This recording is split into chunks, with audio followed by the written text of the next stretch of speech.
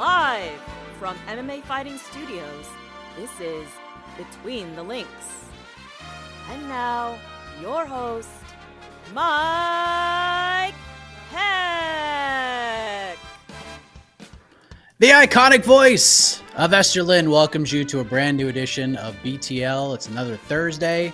Excited to be back and excited to hear from all of you. Yes, we're doing it again. Another fan Q&A edition of the program.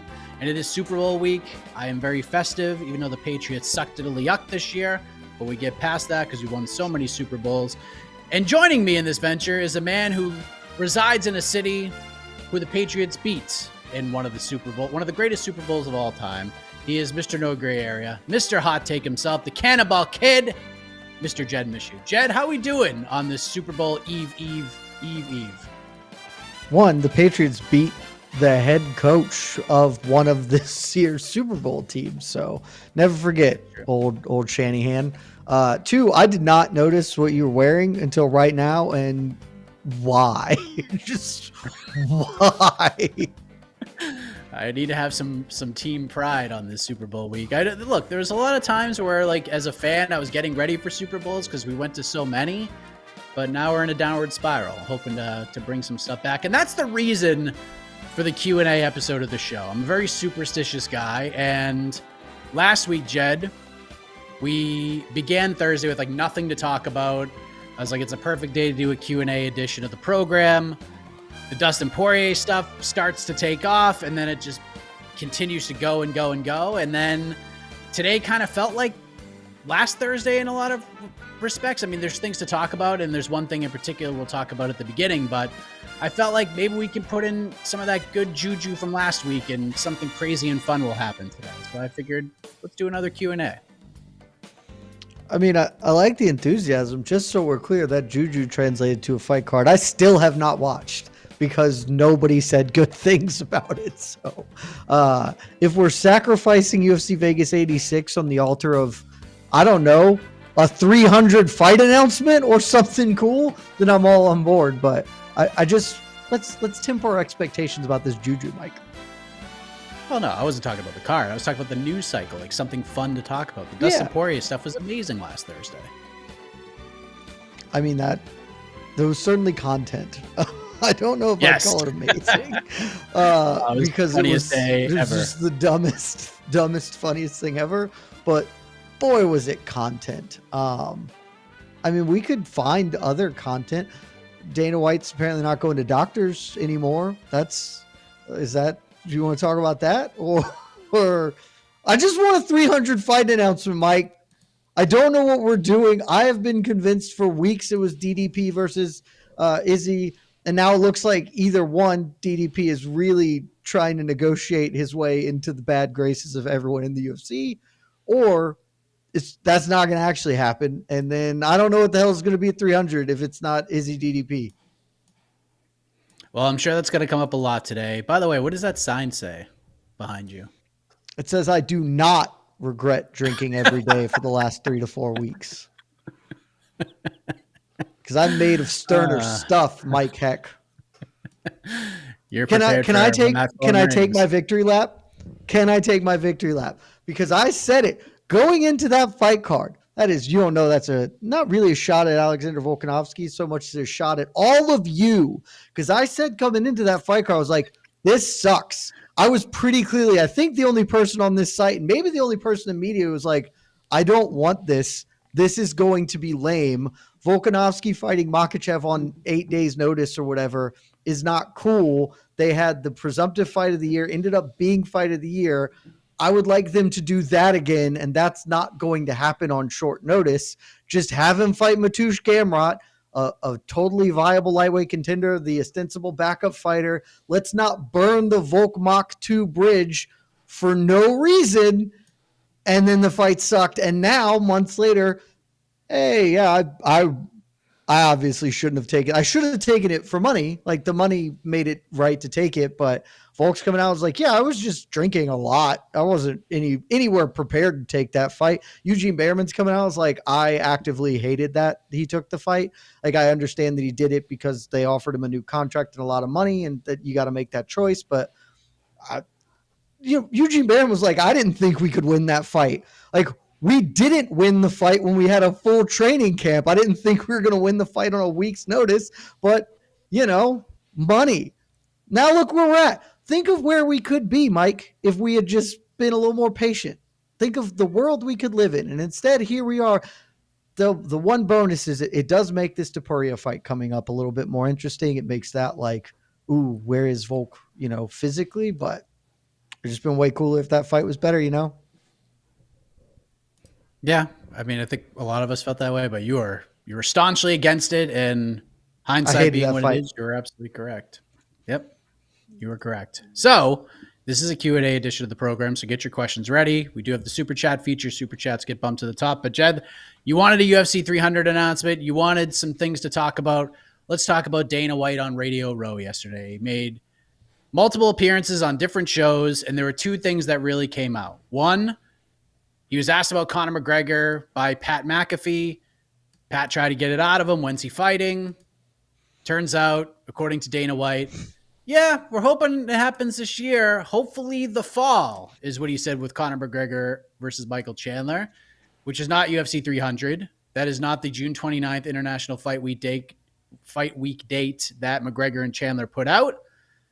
Raising a lot of questions, people scratching their heads. Before we get to the other thing that has surfaced from these conversations, your reaction to this. Do you feel like this is legit? Do you feel like because Conor has 2 fights left on his deal, this is a type of negotiating ploy? Or the complete opposite, do you feel like Dana might be swerving us a little bit in preparation for a big unexpected announcement for a sooner date than the fall? I guess it could be the latter, right? Like 300 Conor versus Chandler. It wouldn't, like, based on normal rules, make sense to have that be a title fight and then a fake title fight. But they could add a different title to it. They could add the red panty belt, and that'd be fine too if they wanted to do that. But I think sort of everyone assumes that they're not going to do that because 2 bites at the apple. The champions on 300 would be getting. It'd be more costly for the UFC if they're getting pay-per-view, kick on that. So I still just assume that that's not what's going to happen, though we're running out of viable options for a 300 main event. To me, this reads one way, and I don't want to say it because I don't want us to be sued for slander, but I can only think of one realistic reason that this fight isn't happening already. And it's not because Conor McGregor is on the up and up, It's like I just don't know why. Like, Conor has come out and said, I want to fight in International Fight Week. Michael Chandler would fight him literally any day just to get this done with, particularly because he's now sat out 2 years of his career, basically, waiting for this fight that may never happen, which I think is just delightfully funny. But if Conor is saying that he wants to, so either Conor is lying about wanting to, or there are other reasons why the UFC is not booking this fight. And only one of those springs to mind is like a reason I would still think is dumb. I want to be really clear, but it's the only reason I can come up with, man. Like, I don't have any idea why the hell else this would be happening. Yeah. I don't really understand it unless this is a swerve. And I'm sure we're going to get a bunch of follow-up questions about this. So I'll just leave that be for now. The other thing, Jed, that has made some news, it is in regards to UFC 300. He did make an announcement, and he announced the first fight of UFC 300, not the first fight of the main card, not the first fight of the ESPN ABC prelims. The first fight of the night is Davison Figueiredo versus Cody Garbrandt. What is your reaction to this? It's a banger of fight no matter where it is, but I kind of feel like it's off. Why is it off? This is really dumb. Like, they were never going to put Holly Holm versus Kayla Harrison. I knew that. Like, that was a me pie in the sky pipe dream. I feel like you are threading the worst possible needle here, where the point of the curtain jerker is, in a perfect world, you would get more people to sit down earlier. They're spending more money at concessions, et cetera, et cetera. But that not everyone's going to show up early for these things. And so it is at least to some extent a throwaway fight in that manner of, it's the get right fight. It's getting things going. you can't start the event with two former champions. Like that just seems so dumb to me. Like this is the only matchup between two people who've held belts. I guess you can count the BMF because Justin Gaethje was an interim champion, BMF champion or whatever. But like, this just deserves higher placement. I don't think that these two dudes, like, I don't think Cody Garbrandt and Davison Figueiredo are enough to get most people in the door early. The hardcore fans are going to be in the door early for anything. They'll be in the door early for Thomas Peterson versus Jamal Pogues, like they'll do that shit. So I just feel like you're going to have a half empty arena watching Cody Garbrandt get slept.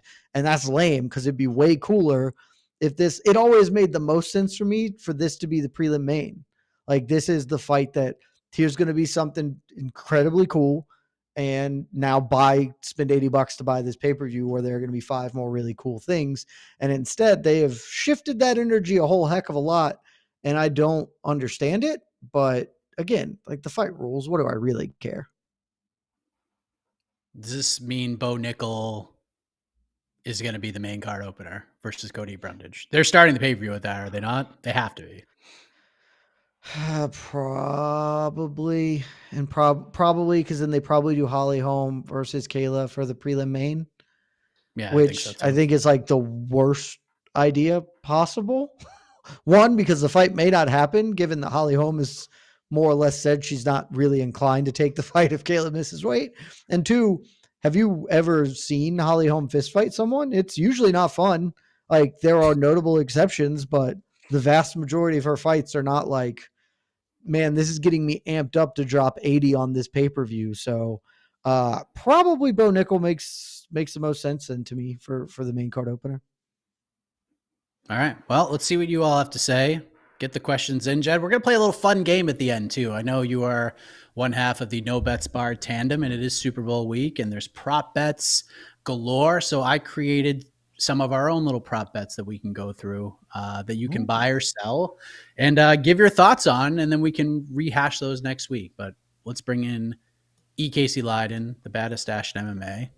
There he is, haircut and all. Look at this guy. Looking fresh. Thanks.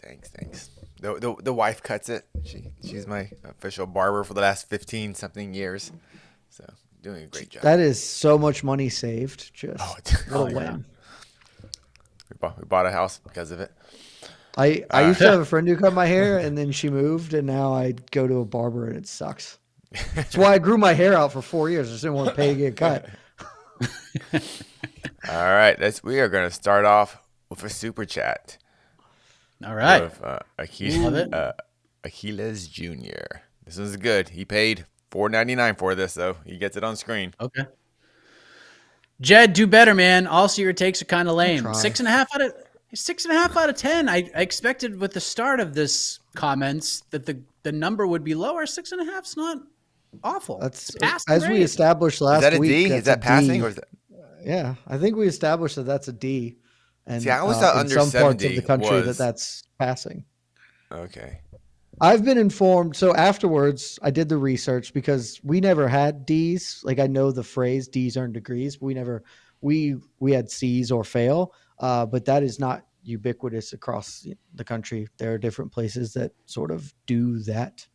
And so I believe 65 is a D and gets you a passing grade. And look, Achilles, I'm trying, man. We can all do better. Like we can all try to do, but because I'm always right, as we've just established with Volkanovski. So it's tough. Sometimes the truth is lame. I'm sorry for you. Jed almost freezing in the middle of the do better speech was incredible, but we got you back. Hey, Jed, for the record, you kept saying no media member was against the Volkanovski Islam thing. Go back in the archives. I was never a big fan. I was just like, I'm willing to believe that that's true because you're a man of taste and substance, not like these other hooligans. And I believe in the sanctity of the backup fighter, which was Gamrot. I mean, you're the only one.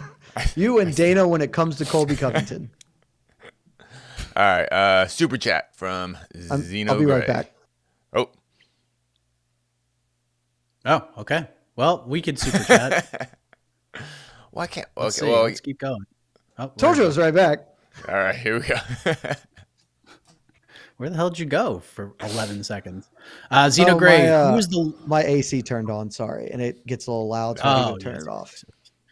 Well, I didn't think we'd get a UFC Vegas 86 question this early, or maybe even at all. But here we are, Jed. Who is the livest underdog? Is it Feely, Tavares, or Hermansson? One, shout out to you, Zeno Gray. And it was super chatting with you, Aquiles. But I did not expect us to talk about this card. One thing, this card is better than last week's card on paper. As far as live dog, I do not think Andre Feely is live like at all. I like Andre Feely like as a person, but Dan Ige, and he's only lost to like the very best dudes. And I don't think it's pretty clear where Andre Feely ranks sort of in that hierarchy of humans. Hermansson is honestly not an awful call.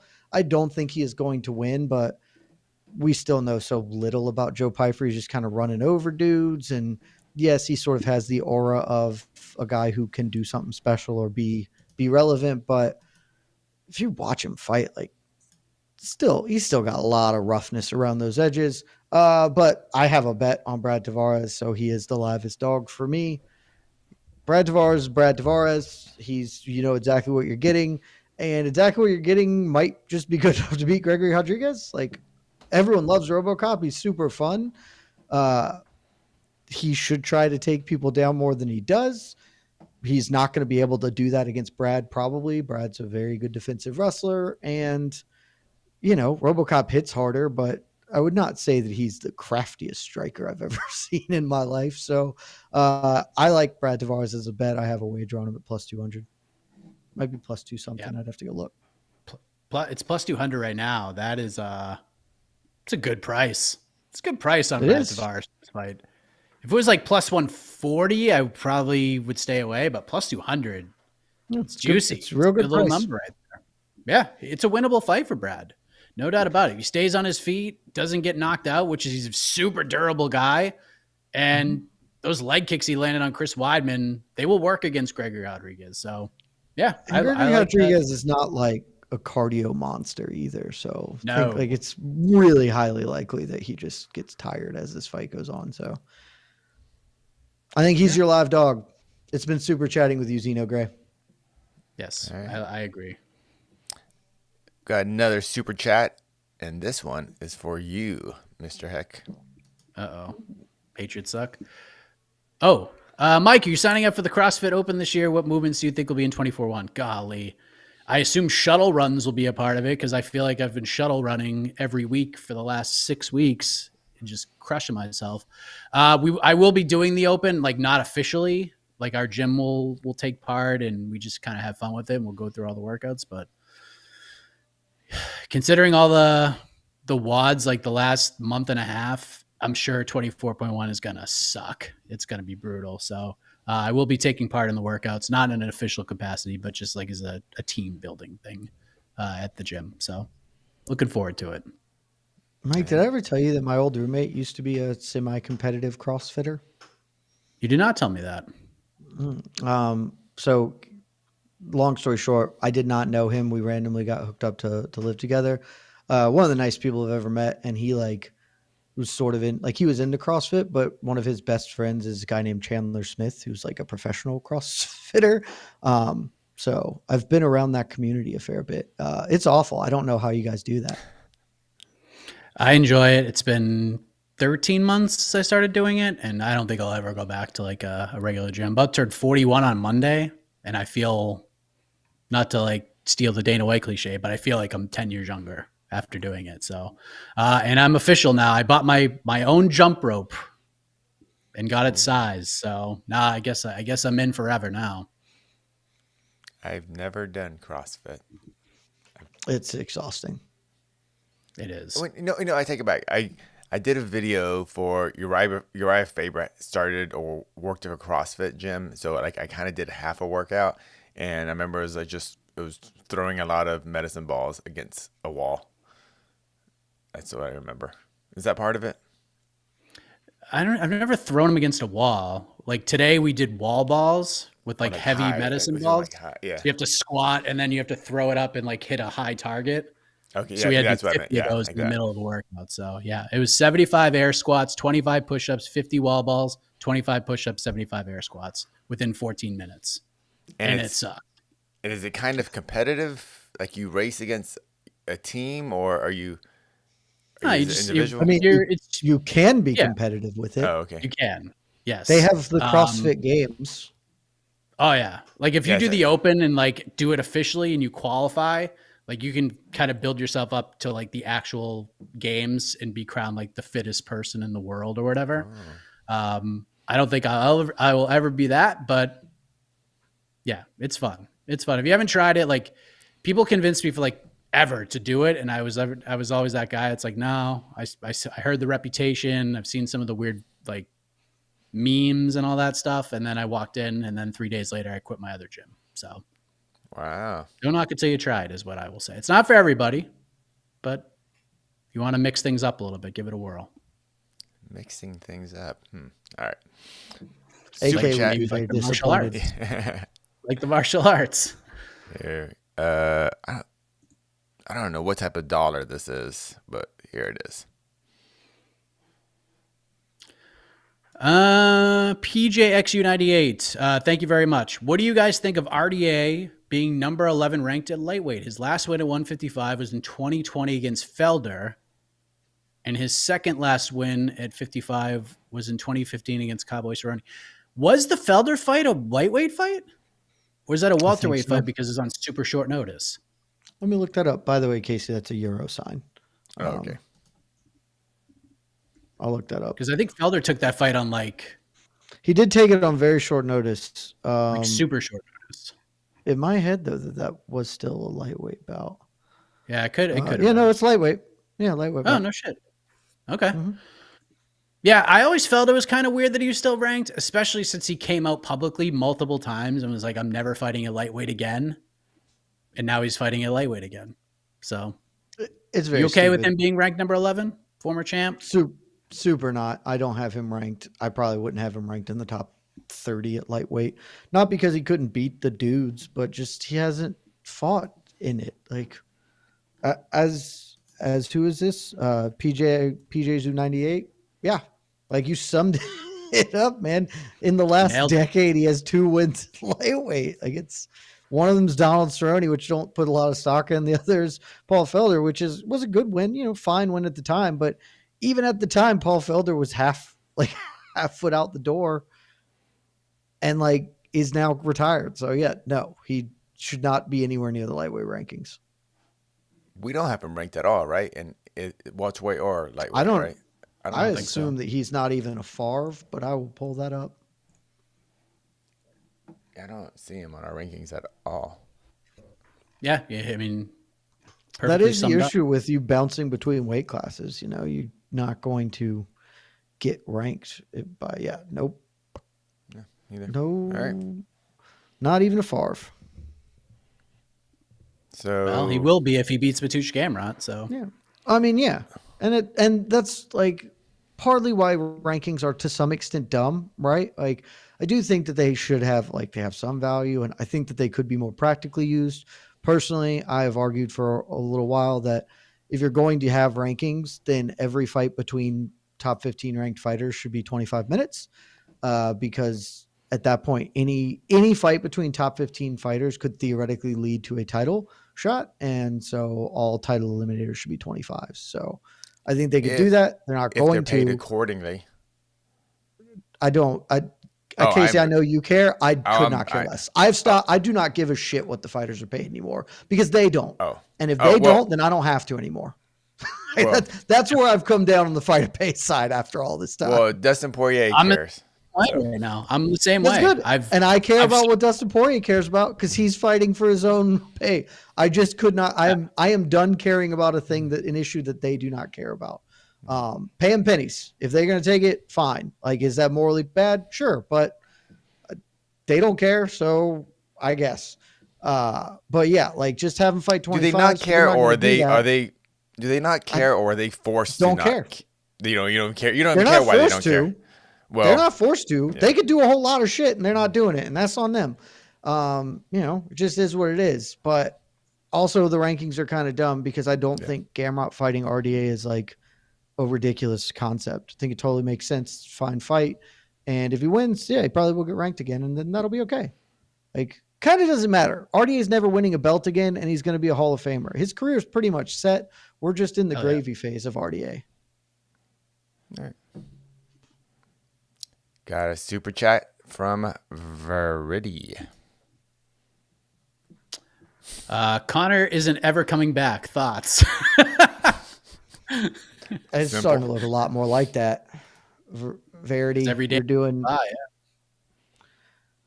There's no reason for him to come back other than a pure ego. Like, that's it. It is just purely, or like just pure love of the game. Like, he just really loves fighting people. But as we've seen with Conor, he's happy to fight people not in a cage. So, like, he doesn't need to fight someone in a cage to do this. I think that there's a real chance that this happens. I would also say that he probably would have come back already if it wasn't Michael Chandler. Like, not that he's afraid of Michael Chandler. I think he just truly does not care about Michael Chandler. And so it's less of an impetus to be like, I want to fight him like he would if it was Nate Diaz or Habib or something. So, he's got $100 million. He doesn't need to fight again. And the rate we're going, he probably is not going to. Maybe not probably. Very possibly. Casey, put a percentage on it. Like, what do you think is the percentage chance that he does return? To the UFC? Or to combat? To the UFC, because the UFC will not let him box again. Oh, yeah. Well, without taking like a 90% cut. True. Yeah. I don't know. It's kind of... I thought percentage is not coming back. And to me, it's 50-50 right now. I think it's more like 60-40. 60-40. But something 60-40, yes. 60-40 comes back. Because for the longest time, I just assumed he was coming back because he has 2 fights left. He comes back, he fights them both. He can then do whatever the hell he wants. He can make all the money he wants, boxing, Jake Paul, or whatever. But he's shown zero urgency to do this. And so I just don't know what the hell's going on. Well, maybe it's because he has 2 fights left. And the UFC Just sees fight that him. as like, let's try to re-sign him. Just get back and they fight all him. they have to do is offer him. Yeah. I mean, look at they did the same thing with Nate.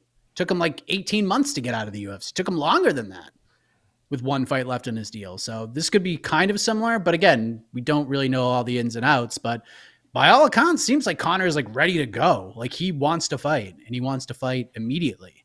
So I don't understand what's happening. I really don't. Don't make no fucking sense. What was the original date that Conor said he was coming with? The little champagne June glass 29th. thing? International 29th. Fight Week. Oh, okay. Which Chandler also said in interviews, yes, this is what's happening. And now it's the fall. Well, I guess that's That'll why be Dana Christmas, does then we interviews knew. with journalists who won't ask him questions. Just was that Pat McAfee? Is that what he said? It McAfee, yeah. McAfee, whatever. I mean, to McAfee's credit, he kept trying to ask him about like, oh, when's Conor coming back? And then like Conor would come up and be like, oh, so when's he fighting? Like, he kept trying to sneak it in and try to throw Dana off. So I will give him. I did watch the interview. All right. I didn't love all of it, but I did like that part. I thought it was good. You know, kind of like how Jed doesn't really care about fighter pay or whatever, you know, just at all, you know, whatever. Like, I'm kind of like that with Conor. I'm just over it. I don't care. Yep. I don't care if Conor's fighting. There's 2 billion fighters I like to watch fight. He's one of them, and that's all he is to me. I get it for money and clicks and all that stuff. Cool, but as a fan, I'm way over it. So I don't know. I would be excited if he fought again. Like, because he's I'm excited always for fun to Gamrot. watch. I'm excited to watch Gamrot fight. I'm excited to watch a lot of guys fight. He's just one of them. He's not like the man. That's what I'm trying to say. Yeah, he's exciting, but okay. There's a lot of exciting fighters. I'm not to see Roadhouse. Yes. Don't get me started. Yes. All right. Thanks, Verity. It's been super chatting with you. Appreciate you. Appreciate it. Let's have a little positivity here. I don't feel comfortable with that. HR. HR. Casey, I'm calling HR. Okay, let's get back on topic. John is scared. I mean, the movement's losing momentum because John has finally figured out that just shutting the fuck up is the appropriate way to handle this situation. He's not just tweeting up a storm about how he's super not afraid and I've done things that you can't even hope to accomplish or whatever. And so it's hard to keep, I'm not a bully. I'm not going to try and attack John when he's not doing anything, but the movement's lying in wait. The moment somebody comes out here with some Jon Jones, we're ready. Could never be my GOAT. The other thing is, through all of this, and even like at the beginning of this gaslight movement, everyone was like on board, ready to go. And then you just remind them, John's injured and can't fight anybody right now. And they're just like, oh, you're right. Is he injured? People are asking. Also, let me just say, tangentially related, but obviously this has been picking up some steam yesterday with Dana or with Drickus being like, yeah, I'm just not fighting his hit 300 anymore. If they end up doing Alex Pereira versus Tom Aspinall at UFC 300, that may be my final day on this site because the sport's never peaking. Like it's never getting beyond that. It will be the best moment in the history of combat. That would be pretty fun. We'll see if this question comes up. I'll wait on this one because we discussed this on Heck of a Morning, and I was like, we really truly could be living in this world that I'm about to bring up. But let's almost picked Alex Pereira to be the heavyweight champion at the end of the year in our preseason picks or whatever column, just for the bit. And I swear, if this happens, I'll never forgive myself. I will be more upset with myself than I was about not picking Sean Strickland. Like they're not going to do that fight. It like literally makes no sense. It makes absolutely no sense. But it'd be fun. Yeah, but it makes no sense. What if John cuts to 2 or not John? What if Tom cuts to 205? Okay, now we're talking. But he'd have to. I don't know that he physically can do that. Maybe he would have to cut his body in half. What's Tom Aspinall walk around at? I bet he's like 275 right now. Have you seen him like in the weightlifting videos right now? He's a big man. He's a large person. He weighs in around 255. So he's got to find a way to cut 50 He's bulking right now. 50 pounds of muscle. I mean, he's probably 75. He could definitely cut 20 of water. Like we could sure get 20 of water out of him. We just got to find a way to lose 30. Let's get him a towel and DC this shit to get him to 205. No one would care. We'd all be down for it. Yeah, do it in Abu Dhabi. Let him the guy who doesn't even like look at the weights, cheat. he just slams it. Yeah, you just instead of scales, we should just have a dude eyeball people and be like, "Yeah, he looks about right. You're good." Get one of those carnival workers. Be a way better way to do weight classes. Yes, it'd be a way better way. You're 205. You're good. You look like you might be a couple of pounds heavy. Go hit the sauna. You're good. If he gets it correctly, the fighter wins a giant, Tweety bird. No, so this is a much better way than using a scale. When I have a fight organization, that's how we will do weigh-ins. PFL should absolutely do this. Got a super chat here from Jason Hagholm. Thank you, Jason. Remember when the UFC used to have massive cards during Super Bowl weekend and not at the Apex? What was your favorite card during Super Bowl weekend? I have to go look at those because I don't remember. But this is a terrific point by Jason. 284 was Super Bowl weekend, where we got Volk Makachev 1. I guess that was but that was in Perth, so it's not like the same. This is the Super Bowl's in Vegas. The Super Bowl is in Vegas. There are a million people in Vegas to do shit. And the UFC was just like, what are all the Super Bowl people doing on Saturday night? Like after all the media folk are just like going to go do that. And Apex. No, they're like, why is the T-Mobile Arena not just having an event? It's such a miss. Like, honestly, this would be an ideal time for them to debut the Sphere. Like, there's already just a shitload of people in the city. Let's have a UFC event in the Sphere. It's just a creatively bankrupt company is what. just creatively bankrupt. I'm going to now go also to answer this question. 126 is a good one. 126 was when Jon Jones just iced Ryan Bader, right? And then got the title shot. That was kind of like his breakthrough moment to get the Shogun fight. The UFC's also had fight nights on Super Bowl weekends in Houston. I think it was who was it? Korean Zombie versus Dennis Bermudez, and that was a Saturday fight night for and that was that was in Houston. So Nick Diaz, Carlos Condit was Super Bowl weekend. Liddell Couture 3 was also Super Bowl weekend. But everything's changed once they got with either Fox or ESPN, because it all kind of, because this year Super Bowls, everything's on CBS. Is that right? Sure. I honestly, well, no, that makes a big difference with ESPN and stuff. Brock Lesnar debuted against Frank Mir at UFC 81. That was also Super Bowl weekend, so it might be that one. Because that was a big one. Anderson Silva, Vitor Belfort was also Super Bowl weekend. Condit Diaz was, I remember because I was at Condit Diaz.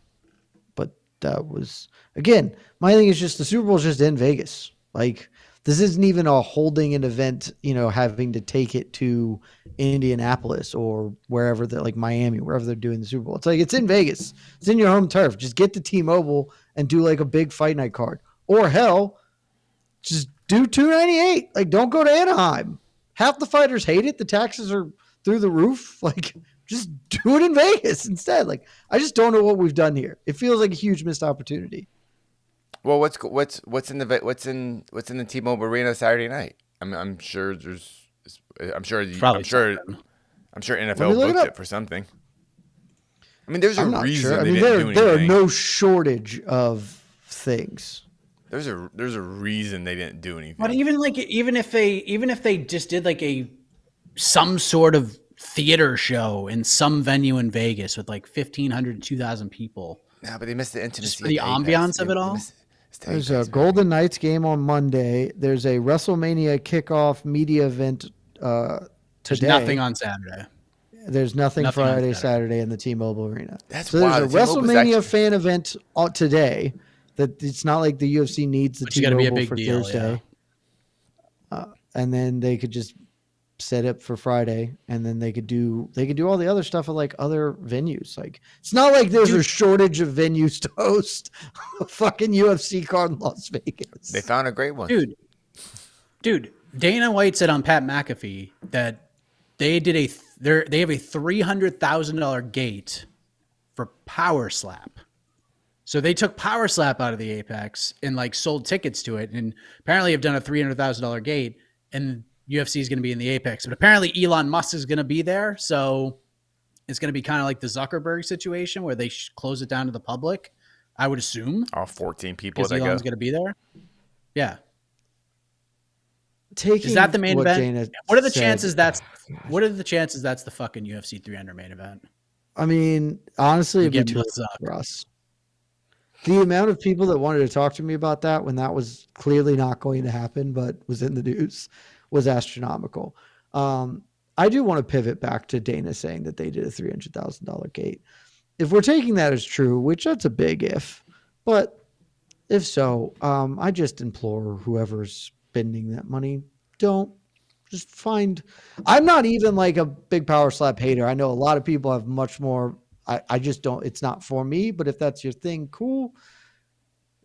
Don't spend $100,000 to watch it though. Like, that seems outrageous to me to use your money in that capacity. Use it, light it on fire. That's literally a better use of it than just you're helping fight inflation if you light it on fire than whatever you've done here. So don't do that. Just, watch it on your phone. If you want to watch Power Slap, that's fine. Don't spend that money. That's insane. Maybe you get to slap the athletes if you buy a ticket. Okay, then that might. I'm willing to change my mind if that's a thing that happens. But like, just saying, the Power Slap people, it's all we VIP know that they're stuff. getting paid like $4. Casino tickets, yeah. It's all VIP stuff. Yeah, I mean, it's all VIP stuff, but it's just like, why don't do that? Like, just don't. That money can go to any other thing that's happening on Super Bowl week. Or like, it's insane to me to do that. Like, this isn't, again, I'm fine with Power Slap existing. It truly does not bother me in the way that it bothers a lot of people. They're making like $12. Like, these are not peak athletes at the pinnacle of a sport that you are going to be watching. Like, you could just go pay some dudes $100 at a gas station to hit each other like this. That's why that's what they do. Don't they literally do that? Isn't they just? This is not again. That's what Power Slap is. It's not a major step up. They go to the gas station. They go, here's $100.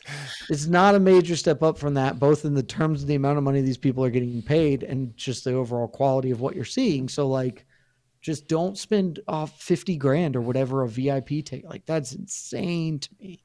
God, what is the profit margin textbook on definition of more money than sense? It's $1 billion. It's a 1,000,000% profit margin. Like what are the athletes like? What do they think? Maybe 5%, 2% go to the actual. I don't even think 5%. Yeah, I know. I'm being very generous. Yeah. There, dude. When their pay statements came out, they're making like $1,000. If they're doing a 300,000 gate, how by hook or by crook, like it's just. I get why Dana's into it. Oh, we know why he's into it because it makes money. It makes social media makes money. It's an exploitable workforce. Those are just. I mean, that's his calling card right there. It's a social media juggernaut. You can make a lot of money on social media these days. And I've never seen it on social media, but I could believe that it does well. Oh, clips. I mean, it is built for that sort of thing. But cats falling off dressers get 1 million views, so I don't know what this that gets even way means. these stuff these get way more. Hard to monetize that though, Yeah. Cats are probably harder to control. Another question for Jason. When the UFC renegotiates their broadcast deal, do you think the rights holder, whoever they may be, will ask for no or very limited Apex events? So that's the only No. This is the only way they leave the Apex. This is the only way they ever leave the Apex is if someone pays them a whole bunch of money, like double or more of what their current deal is, and says, we will pay you all this money, but you have to do like 5 less events and you do the Apex like very, very rarely. And I still think the UFC would try to negotiate outside of that somehow. But this is the only way they leave the Apex is if ESPN throws them $1 billion or more and says no more Apex cards. But other than that, I don't think they're the answer to this is no, Jason. The answer to this is no for a very clear reason. The broadcast partners don't give a shit about where a venue is held. They give a shit about numbers. And I don't mean this disrespectfully, because you, Jason, are watching this card, and so are however many other people who are just going to tune in and watch this card. I, among them, though it is my job, so there's a difference in that, I guess. They don't care. They just want to look at the metrics and it's like, all right, is this going to pull 200,000 people on a Saturday night to fill our time slot? Sure is. Okay, well, I don't care if you do that 42 times a year, as long as I am getting the value I am promised. The only way that it would happen is if people stop watching. Then they will care about the Apex, because then if people stop watching, it probably is directly attributable to the Apex. But until that happens, just never going to happen. And here's the other thing. No incentive. Here's the other thing. ESPN could come forward and say, hey, we'll pay you this much money for this many events, no Apex cards. They could say, okay. And then somebody else could come in and say, hey, we'll take on those Apex cards and we'll pay you this amount of money. And they can do it. And then somebody else come along and say, we'll take the Contender Series cards. Okay. Just look what WWE's doing. They're on 3 different networks with this new deal. Netflix is $2.5 to $5 billion over 5 to 10 years. USA's getting SmackDown. CW's getting NXT. They can do the same thing. Like if ESPN's like, hey, we'll still host the pay-per-views. We want all the roadshow cards. Great. They can still shop the Apex cards if they want. And some will buy them. Absolutely they will. That'd be interesting if the UFC actually does that for the first time, because that would be the first, right? If they start splitting their broadcast partners.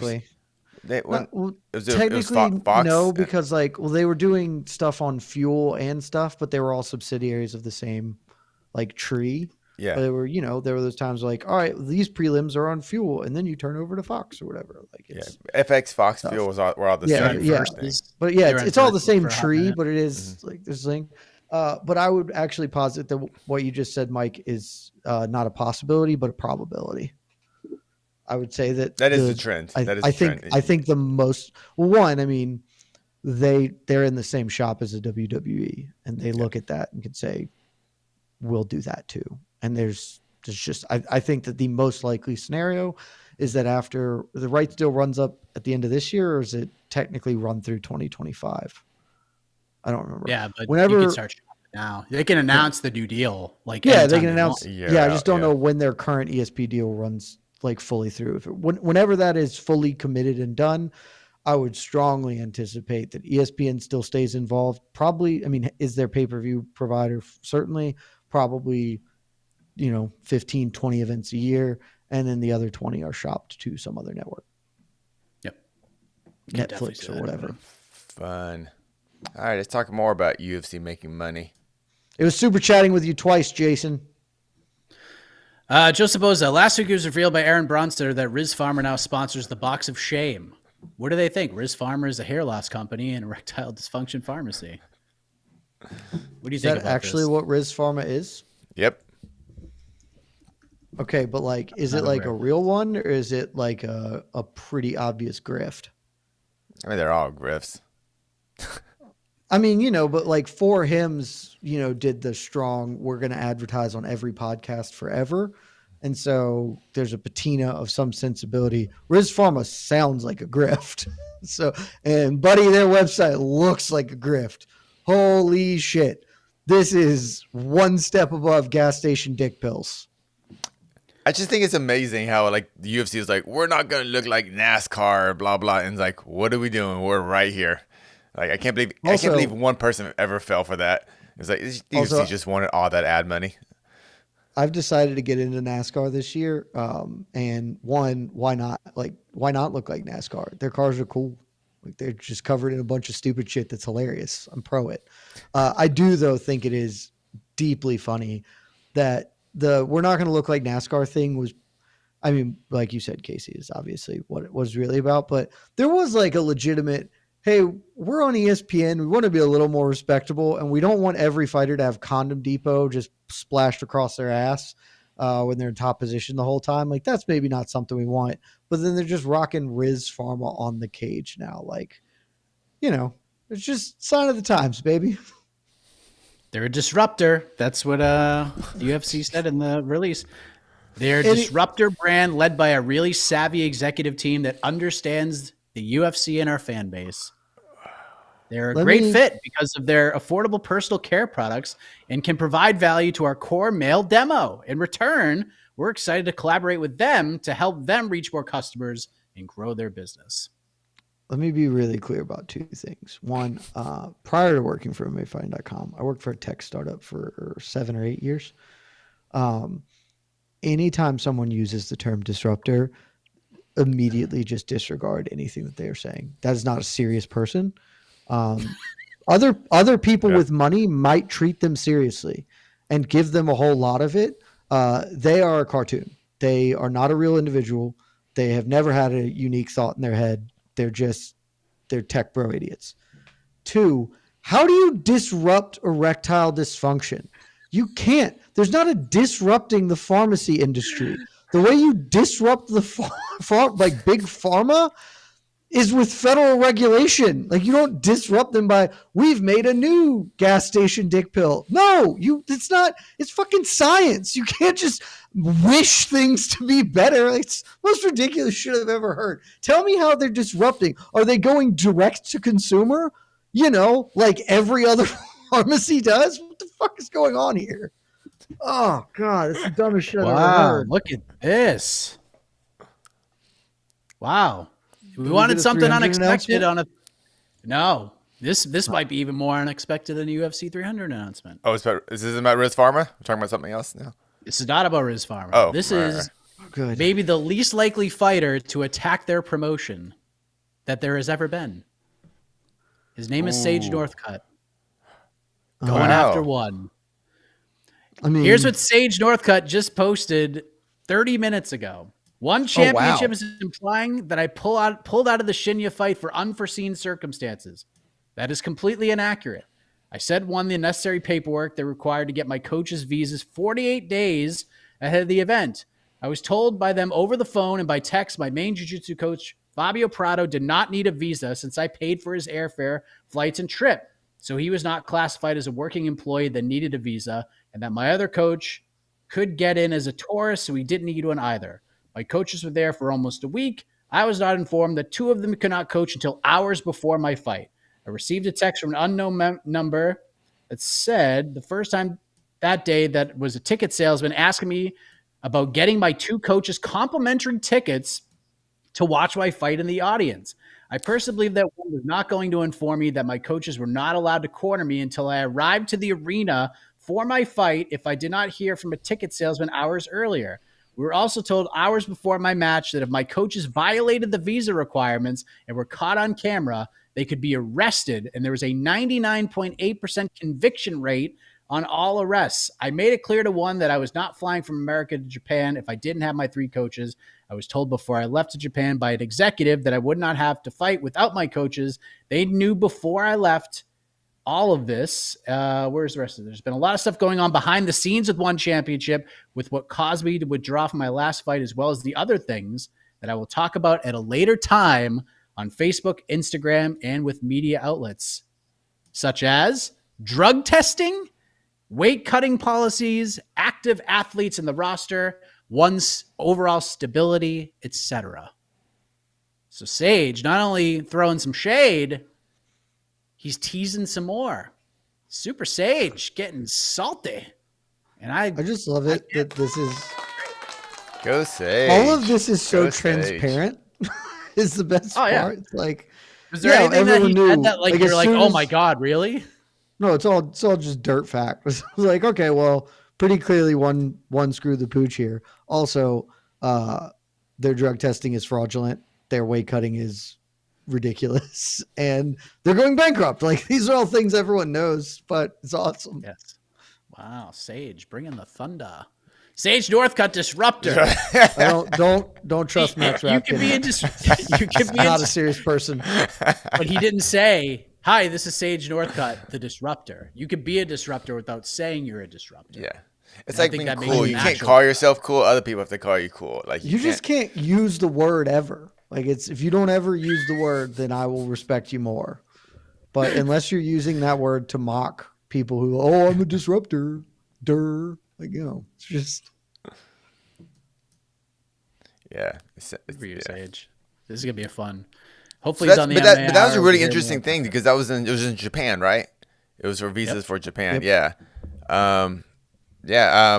You would have. Yeah. Actually, you have to ask around for other kind of, I guess, American teams that have fought in Japan if their corners, if they're not being paid directly by the promotion, I'm not sure how it worked actually, how it works, because I would think 98% conviction rate is an interesting stat that I'm not sure is true. and it's weird because Japan That was so specific. Japan is pretty lenient as far as like Americans coming and visiting, so it's kind of surprised. Most countries are. No, well, yeah, but yeah, because Japan, that is kind of weird.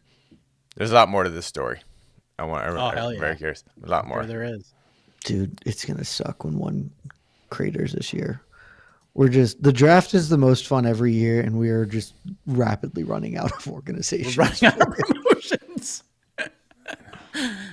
I know, as crappy as one is a lot, it's like I don't want them to go out of business though, because like it's good. One's a good promotion. It's a bad MMA promotion. It puts on fun fights in other disciplines. No, it's just there's like even MMA, even MMA. I don't want them to go out of business, but I don't like watching one. Like I don't like watching PFL, but I do not want them to go out of business. I want them to be a successful company because competition is amazing for this sport. But I enjoy one. I think it's yeah. Look, none of them make a great product. My enjoyment is the ease with which I can watch it. One's on Amazon. It's very easy to watch. That is true. Oh, half of my hatred of Bellator is some fucking Showtime, which is not easy to watch.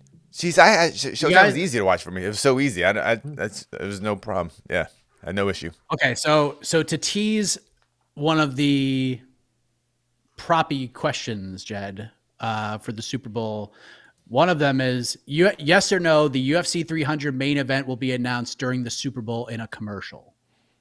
Because Dane is going to be doing a commercial with Bud Light. There's going to be 50 freaking million people watching the Super Bowl. What better time to announce your main event than at UFC 300?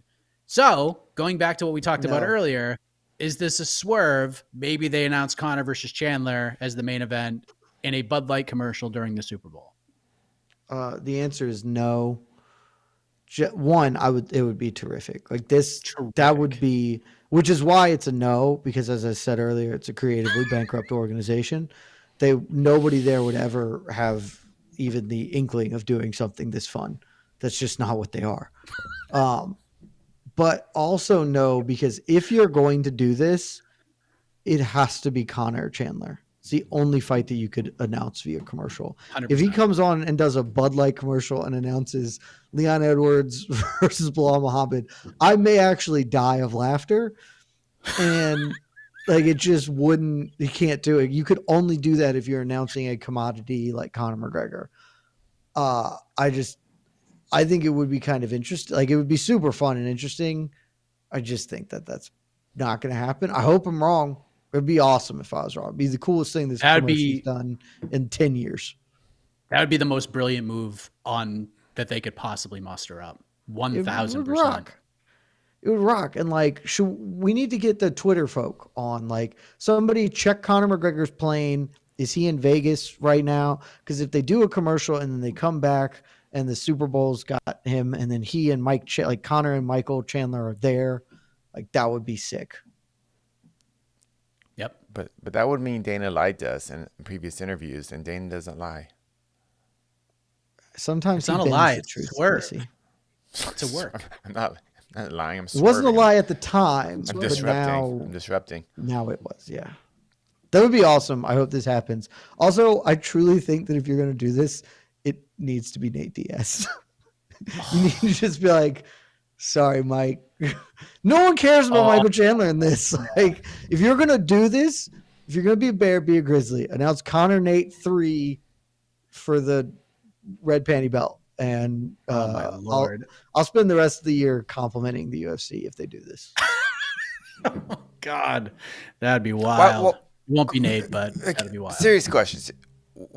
And like, cause I'm just like out of the fan loop right now. I don't understand. Like, why did we want Conor Chandler so bad? It's just because we don't think we can have it. No one does.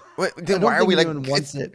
We just want Conor to fight again because it's fun and it's big, and he is. Even though Conor is not the best fighter of all time or the best like top 80 fighter right now, when he fights, it is different. The energy is different. The enthusiasm, the stardom is just different. And like, that is a thing that honestly was totally absent last year.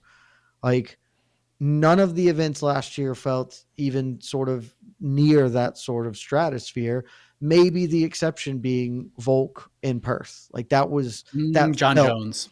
Jon Jones felt big. I'm sorry. You talking about the coward Jon Jones? He wasn't in that category a year ago. This is not a Jon Jones podcast. We don't support that man because we don't support chickens. But yeah, like, it's just, I think people just want Conor back because it feels bigger and more fun, and they don't really care who it's against. But Mike Chandler is the guy who it's supposed to be against, so we're just like, yeah, fight him. Yeah. Honestly, I hate Michael Chandler. It would have just been cooler to have him fighting for the last 2 years than sitting and waiting. That's kind of funny, though. Dude, like, Michael Chandler versus BSD would be sick. That'd be a fun-ass fight. And, like, it's never going to happen because he is just desperately clinging to this idea that maybe just never comes for him. There is a world where Conor's waiting him out. Where Conor's just like, eventually he'll have to fight someone, and once he loses, then I don't have to fight him, and I don't care about fighting him, and we can try and make me fight Gaethje or me fight, somebody else. Is there a consolation prize for Michael Chandler that he can live with? Because he's been a super company guy. He has done everything they have asked. He's been the promotional guy. He's worn the UFC hat. He's waved the UFC flag since day one. They announced his signing not at a press conference. They announced his signing on freaking SportsCenter. That's how big of a deal they made.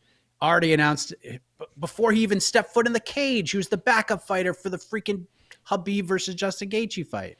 Like, they made such a big deal out of this guy, and Chandler has benefited, and so has the UFC from this deal.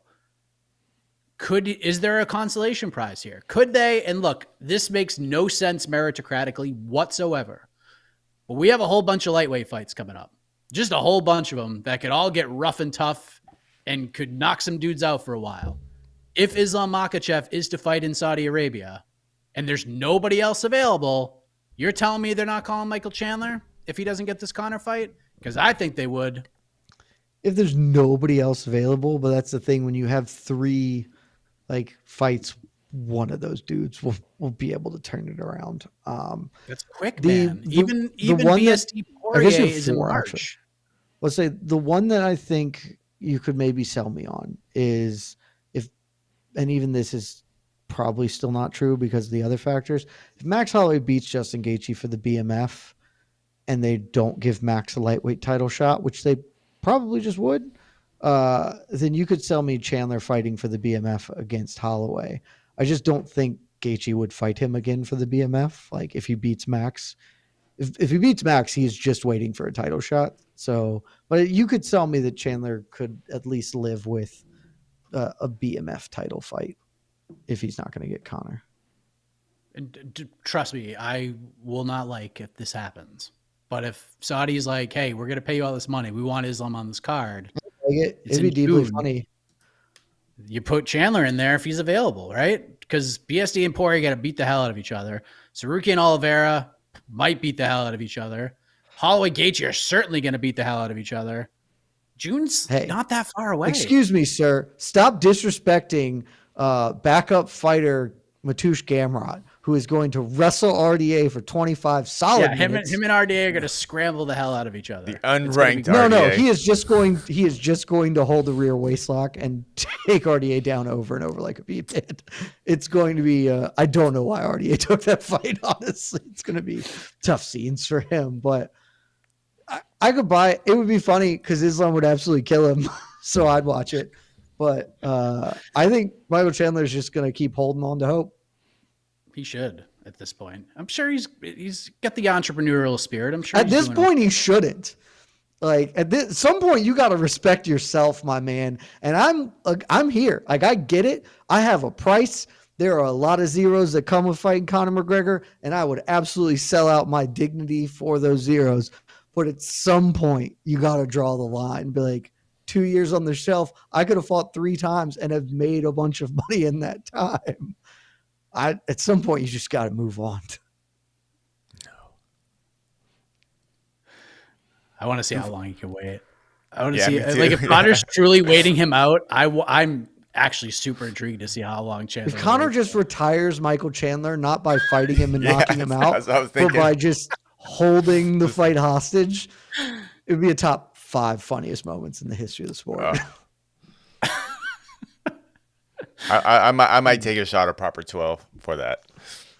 Do you shoot these others? I don't know. Proper 12 drink you shoot. I mean, you can shoot it. It's not good. So I know it's not. I'll throw it over my shoulder. Do like a little. You either need a lot of a cushion or you just need to fire it down as quick as you can because it's not good. I mean, it's not like rat piss or whatever, but it's not good. Are you sure? All right. I've had worse whiskey, but I've had a lot better. Am I crazy to think Dustin tried to bargain his way out of the fight with BSD, but he picked the wrong card to do it? Dana needs to prove Sean O'Malley's a star. No, I don't think this at all. I think that's the opposite. I think Dustin Poirier played this absolutely perfectly. He played it brilliantly. I saw some other people, a bunch of people like send me these clips because they think like I hate Josh Thompson. They think I'm just going to come on here and just like rip him apart because he said things that were wrong on his podcast. But like one of the things he said is like, look, you guys, I was a fighter and we have contracts and like you have to fight for those contracts, which he's not wrong about that. But the thing he would be wrong about here is this is not a contractual bout for Dustin Poirier. Dustin Poirier's contract is you're going to fight this dude in a 3-round fight because you're not the champion and you're not headlining the card. Now it's a 5-round co-main event. You're tacking on the 2 extra rounds. You then are on a different contract. You're dealing with something different than you would sign for. So you're negotiating for not just the opponent, but now you've opened the door to changing up the language a little bit because now there's 2 extra rounds.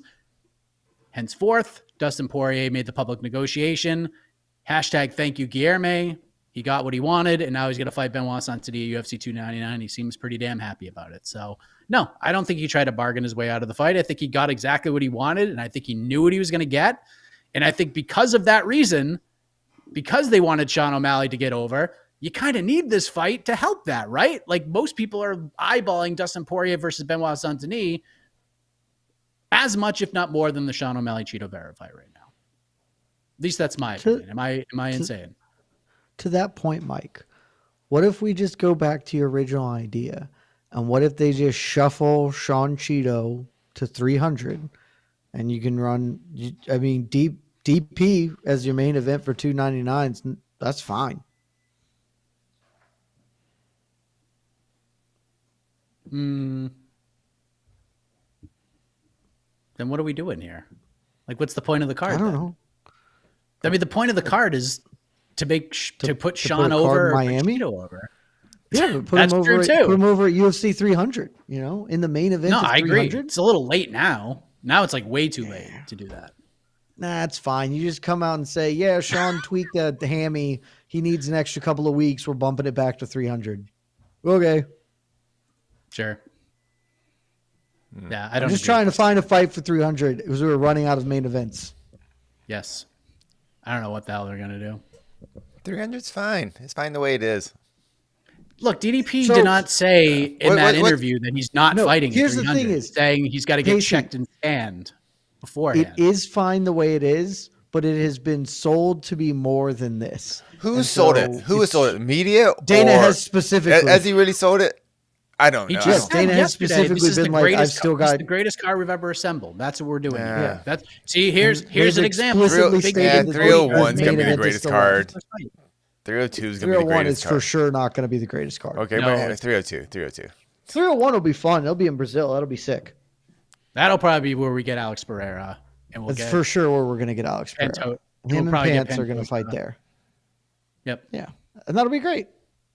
Yeah, it will be. I'll be happy. Well, if it's not the greatest pay-per-view ever, I will quit watching UFC. I'll show them. We're gonna get a very good card, and that's fine. I might be talking myself into the Conor swerve. I think dude. I'm telling you, that Super Bowl idea. The more we talk through this, the more that's sounding like a viable option. I love it. It should be Conor Nate, though. It should just be Conor Nate. I will never say a bad thing about Dana White again if it's Conor Nate at 300. You need to film yourself when this Bud Light commercial comes on, and if it's Conor and Nate going face to face, and that's announced as the co-main event, I have to just see your live reaction to this. You'll probably be the best thing in the world.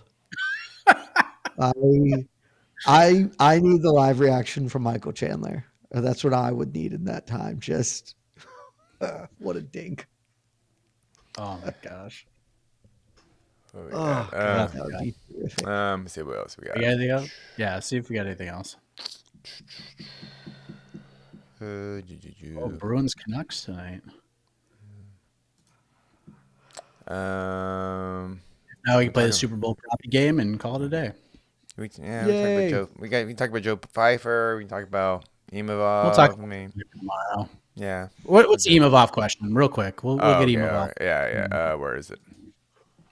I'll be useless. I still haven't watched that fight. Oh, then never mind. There you go. Let's move on then. What did you think of Imavov's performance?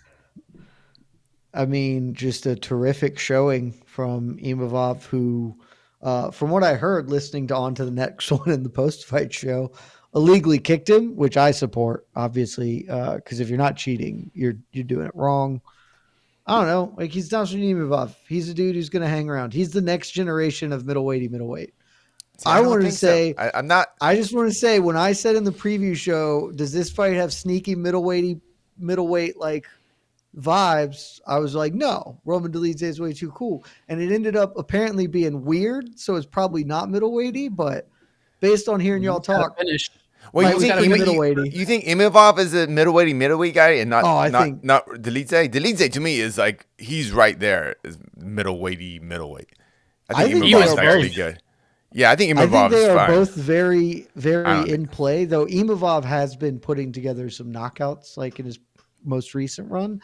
But I think that they are both like, that's what I said before. I was like, this is sort of sneaky middleweighty here. And then I was shot down, and it, hasn't been confirmed middleweighty. But Dolidze tried his best. It's not full on middleweighty. Yeah. Look, you got to just give Nasruddin Imavov another couple of years. He'll just go all the way middleweight on you. Oh, yeah. Cardio, volume. In time, they all eventually come back to middleweight. Yeah. Like Armin Petrosian versus Adolfo Vieira, like that is going to be so middleweighty. It's not even funny. I think the main event is. I don't think Petrosian Adolfo Vieira is the most middleweighty fight on this. We have 4 middleweight fights. Petrosian is like. I mean, Petrosian is 100%, yeah. but Vieira can just implode, which is funny, and so that's not always middleweighty. He can just gas out entirely and die. So, I mean, Jack Hermansson is, to my mind, the patron saint of middleweighty. Yeah, that's why I think the main event is for the title now. Christoph Joe Pyfer is not in the conversation for middleweighty. He's gonna be not at the time being. I mean, he might get there, just not at the time being. If we were doing Jack Hermansson, Brad Tavares, I think that's no doubt about it. Middleweight championship fight. I think that's undeniably middleweight championship fight to me. All right, our last super chat question right here from Zeno Gray. Thank you, Zeno. What's y'all's favorite horror movie? Poltergeist for me. I'm not a big horror fan, so let me think through this. I'm a series guy, so the original Halloween's probably right up there. First movie I ever saw in the movie theaters was Friday the 13th Part 8. Part 8. I was like 6. Which one's Jason that one? Manhattan. Manhattan. It was Manhattan. That's the worst. Horror movies I'll recommend right top of my head. Hereditary is probably my favorite horror movie ever. I loved Barbarian. It came out last year. God, there's so many. I love horror movies. I can't think of anywhere. Hereditary and Barbarian is what I got on top of my head right now. Evil Dead series is really good. Even like the latter ones are really good. I like the very last one. The last one was fun. Oh, super good. They did a remake before Evil Dead Rises, and it's the most soulless, joyless watch ever. It's good, but it's there's no redeeming qualities to it from a positivity space, like compared to the rest of the Evil Dead series. And then Evil Dead Rise is like kind of the middle ground, even though there's a lot of joylessness in that too. But those are really good. I loved Pearl. It's recent A24 movie. Pearl and X I liked a lot. Yeah. Pearl's great. If 28 Days Later. Talk to Me. Talk to Me is a very recent one that came. Talk to Me was great. I saw it twice. Have you seen Speak No Evil yet? No, I haven't. I know. Go see that. It's not really it's horror down the stretch, but it's a building up and then it just punches you right in the face. It's freaking insane. My issue with horror is I like the concepts more than the films. Like Night Swim looks like an incredibly stupid movie that I kind of want to watch, but I'm confident that I won't actually enjoy watching. I'm just like, okay, it's whatever. But Haunted Pool is just a deeply funny concept to me. And so I don't know. The first Saw and the Saw series is pretty bad, but it's always fun to be like, oh, this is how you should get out of that, you idiot. Look at you cutting off your leg, moron. 28 Days Later is a good shout. 28 Days Later is just like a really good movie.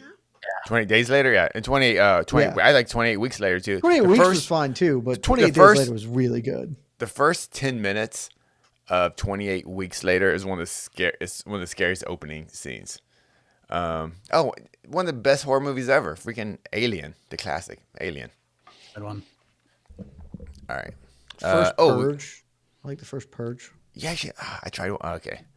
The other ones were whatever, but you like those type. Yeah. All right. You see It Follows? No. Oh, you're missing out. All right. I don't watch a lot of horror movies. Oh. I feel like this is a Damon Casey question. Oh yeah, this is.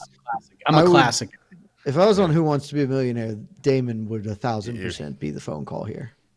Well, for sure. I mean, he has a freaking horror movie podcast, so yeah. One more super chat. We gotta get to this. Right. This super chat. The super chatting with you, Zeno. Yes. Oh, thank you, John. When the Tito Ortiz dam happens, we need a second Mount Rushmore for his best poorly spoken quotes. So Tito's on my list. I've honestly been trying to figure out what to do with him. One, the quote section will just be, it'll be the best part. We'll spend 30 minutes on the Tito quote section. So good. I just don't know how much fun watching the issue is I have to go back and watch all of his fights. And I got to be honest with you, I really don't want to go back and watch all of Tito's fights, man. It's a lot of fights and many of them are not good. But that's not why he's on dam. That's not why he would get his own dam. No, but it's for me because when I do for the research, I go back and watch all the fights. And so it's just like, do I do that or do I let's do Martin Kampmann, who I'd much rather watch Martin Kampmann's fights than Tito's. Tito fought 50 times and watching him wrestle Vitor is just going to be a tough hang, or Patrick Cote. It's he'll get one. He'll get one. I think he deserves one, and he deserves one. And big shout out to Raquel Pennington for having the best Tito quote of 2024 already. By talking about Julia Pena, is she goes, "I can't wait to punch your ass in the mouth." Ass in the mouth. It's terrific.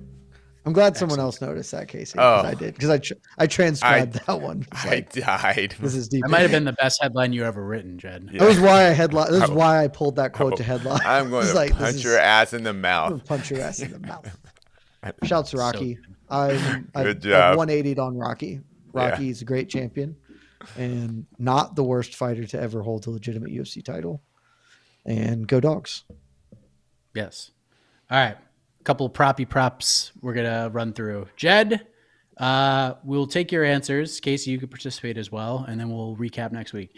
Jed, what number will be higher? The number of finishes at UFC Vegas 86 or the number of points scored in the first quarter between the Chiefs and the 49ers? It's got to be points scored in the first quarter, just because, the first quarter is mostly scripted plays from both sides. I don't think it'll be a high scoring football game, but I do think they're pretty likely to have at least 7, at least one team gets a touchdown on their opening drive, if not both.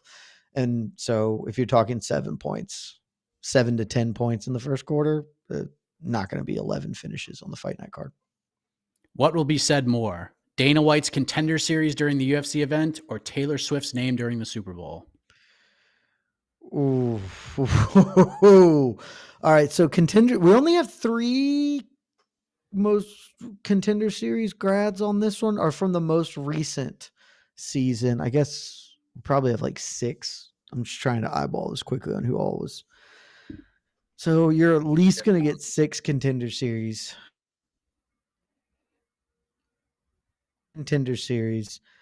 Because I think they'll just show Taylor Swift a lot, but they won't say the words Taylor Swift all that often. There she is. Swifties, stuff like that. They won't be there's Taylor Swift. Okay. So you're going with Contender Series. What will take? That's a great question, though. Terrific odds. Yes. Yes or no, the UFC 300 main event will be announced during the Super Bowl in a commercial? I'm still going no, because I won't let my heart believe that the UFC could be that fun. What will take longer, the national anthem at the Super Bowl or the Robert Brycek versus Ihor Pretoria fight? So I'm big into the national anthem prop. I think it's like 84 seconds right now. Not to get too deep into the weeds, listen to another podcast who actually broke down the tape. I believe Reba McEntire is doing the Natty, and breaking down the tape. She keeps it tight. She keeps it to like 80 seconds. So 80 seconds. I'm going to guess that Ihor Potaria's chin can hold up at least a minute and a half.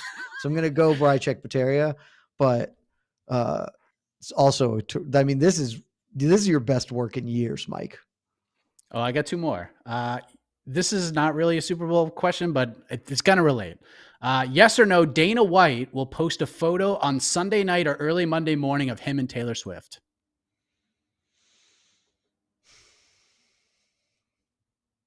Yes. Okay. And the last one. See the path there. What happens faster? A finish in the main event between Joe Pyfer and Jack Hermansson or the first touchdown of the Super Bowl?